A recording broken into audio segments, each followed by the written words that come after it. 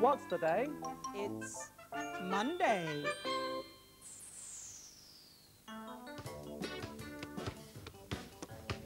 Hello! I'm like a rubber ball, I come bouncing back to you. Hello, rubber ball, I come bouncing back to you. Bouncy, bouncy, Bouncy, bouncy, bouncy, bouncy, bouncy, bouncy. I'm like a rubber ball, I come bouncing back to you. Woo! Now this ball is very bouncy because it's made for a sport called basketball, where the players have to keep bouncing it all the time. And when they're not bouncing it like this, they've got to throw it to each other. Wayne, come on, catch! Oh, goodness, you caught me out there, Flo, thanks very much. Right, that's the last ball I need for my collection of balls here. This is a basketball, so I can put it next to the picture of basketball players. Now, all around this board here, there are different sports that people play with different balls. And all the balls are in the box there. Now, the thing is to find which ball goes with which pictures. This is a game of tennis. Perhaps you've seen this on the television. And people use tennis rackets, those are special bats, to knock the ball over a net. You ever seen a tennis ball? What about that one? Nope, that's not right. Too many holes in that ball. You want a bouncy ball. Well, that's bouncy. Too squashy, though. There's the tennis ball. Bright yellow, so that the players can see it. So we'll put that on the shelf there. Now, here's another game. They play in summer, and they all dress up in white and use special bats to give the ball a right good whack. And that's cricket, so the ball needs to be quite strong to be able to stand all that bashing about. So you want quite a hard, small ball. That one. Too squashy. That's a bit like a juggler might use in a circus, that. Aha. How about this one? Let's see if it's hard. Yes, it is.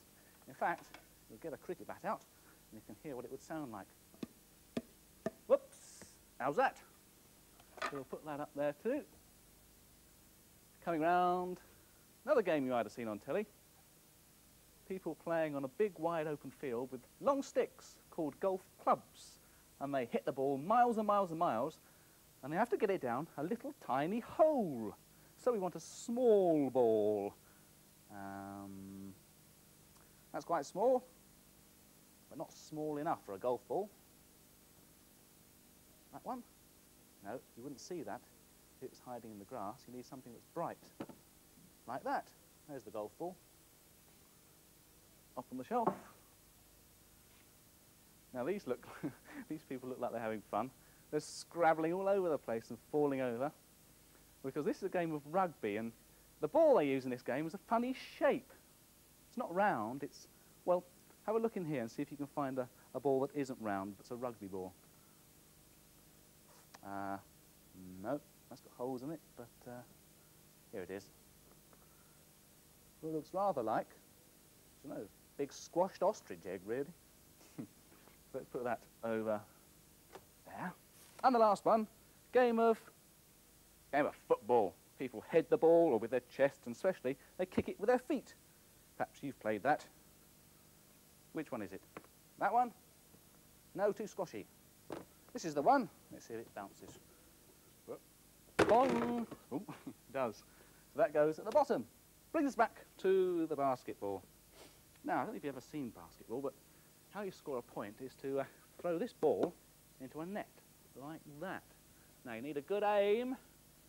I'll have a go. Whoops. Oh, bad luck. So close to. Well, I'm no expert. Actually, I'm not tall enough to be a basketball player. They're usually really high, tall, up there somewhere. Through the window today, you can see some real experts called the Harlem Globetrotters, and they travel all over the world, and they give lots of displays on how to really play basketball. Have a look through the round window.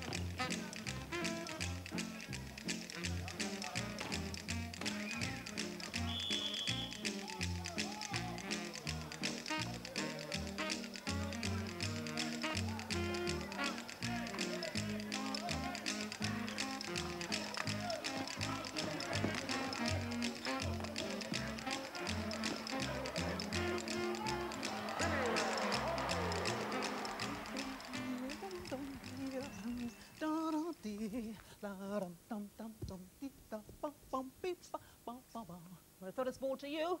You ready to catch it? Here it comes. Woo! I'll get myself another ball and try a bit of bouncing. You fancy doing a bit of bouncing? Come on. Get your ball. Bounce it slowly to start with. All right, you bouncing? A bit slowly.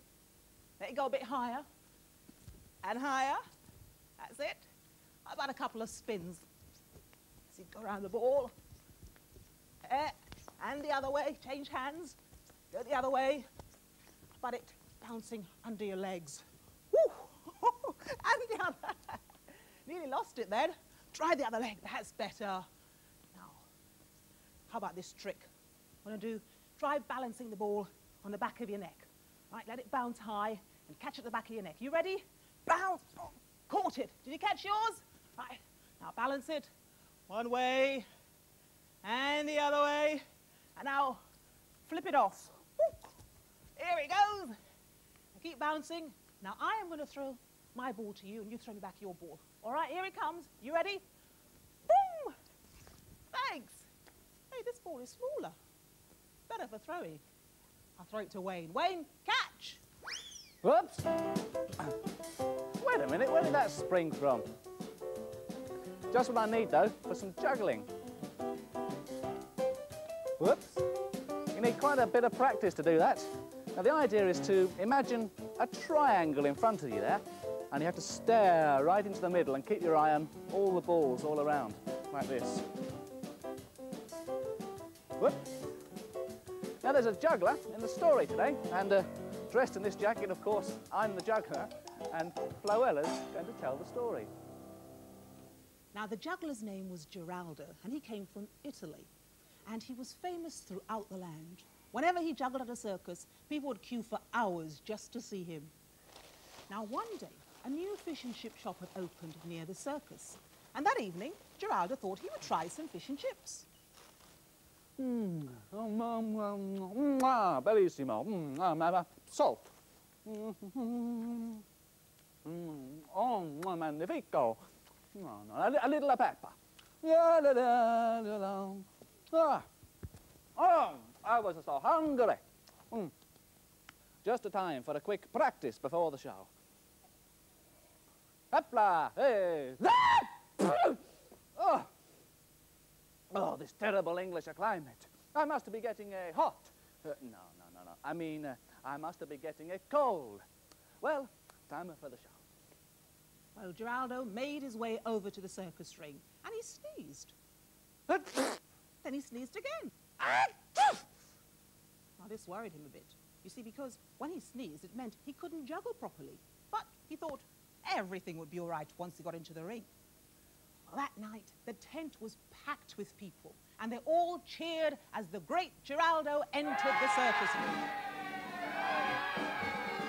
Thank you, ladies and gentlemen. The great juggler Giraldo will juggle. Hopla! Oh, mozzarella. Nothing to worry about, ladies and gentlemen. I try again. Yopla! Hey, up! Hopla! Oh, lasagna verde. One more time. But it was no good. Every time he juggled, the sneezing got worse and worse. Giraldo would just drop his balls when he tried to juggle. And finally, the circus master came into the ring and apologized to the crowd and sent on the clowns to keep them happy. Giraldo made his way back to his caravan feeling very, very disappointed with himself. Oh, dear. Tomorrow, I will be better. I'm sure. Poor old Giraldo. He was no better the next day, nor the next day, nor the day after that. And the circus master came and told him if he wasn't better by Saturday, he would have to leave the circus. Oh, this sneezing is driving me up the bend and around the wall. Oh, me lion tamer, he told me, put a peg on your nose. Oh. It's no use. I cannot breathe. See, now what was it? Gypsy Rose at the Fortunatella. She tells me, rub an onion on your ears. Oh, Okay, I try.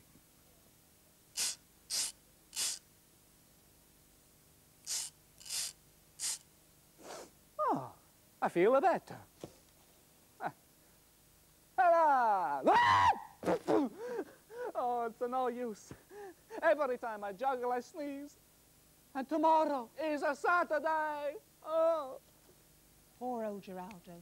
The evening performance had arrived and he was no better. Now, it just so happened that a town doctor had come to see the performance that night. And she had just bought her ticket when she noticed a sign saying that Geraldo was ill. Oh, Geraldo ill? Dear, dear me. I was so looking forward to seeing him perform. I know what? I shall go and see if I can make him better. Geraldo? Geraldo, what's all this I hear about you being ill? Ill? I'm a sneezing my fool head off. Oh, well, let me examine you then. Oh. You feel that pulse of yours? Aye. Mm-hmm. That seems pretty normal. Now stand up and say 99. 99? Thanks, that's all right. Temperature? Oh. Oh, you're pretty normal. There's nothing wrong with you, Geraldo. Well, every time I juggle with these balls, I sneeze. Let me have a look at the balls then. Yeah, oh, but no wonder, Geraldo. You've got pepper all over the balls. Pepper? Pepper, of course. When I was sprinkling pepper on my English fish and chips, my balls were on the table. I must have sprinkled them as well. Now, you try that. They should be better now. See. Oh, grazie, doctor, I am cured. My pleasure, my pleasure. Oh, now, once again, I am the great juggler, Geraldo. Bravo, bravo.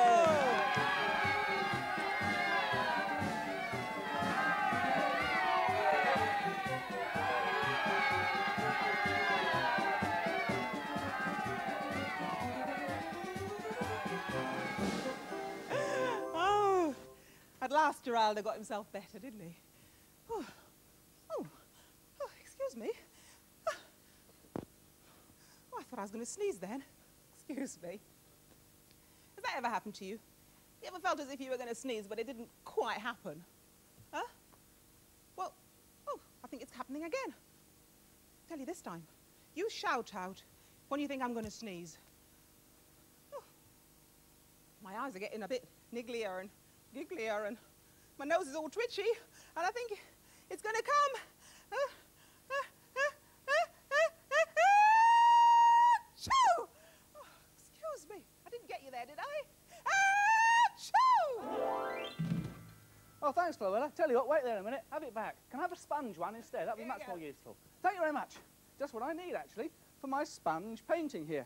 Now then, I've stenciled some bodies on all these pieces of paper here.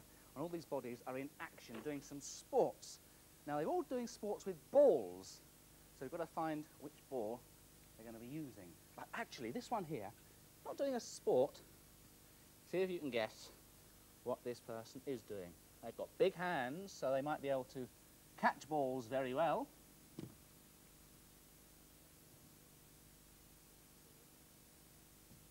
Three balls in the air at the same time.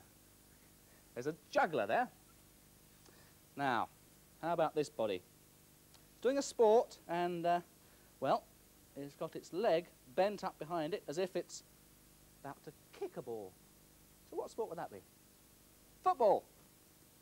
Do you remember what size a football was?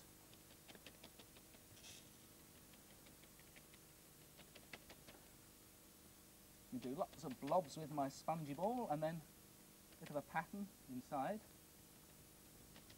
Does that look like a World Cup football?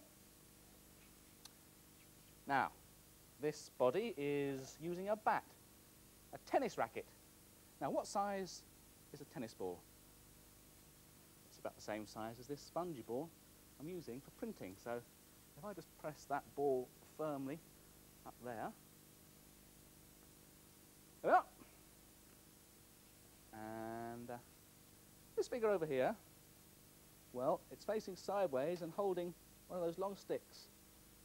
That's a golf club. Remember, the golf ball is very small, so it needs to go into a hole.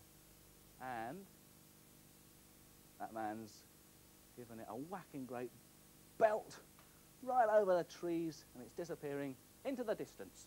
Maybe it's going to be a hole-in-one. Little Ted's all set to win the Playschool Open Golf Championship with his last final stroke, a short putt into the 18th hole.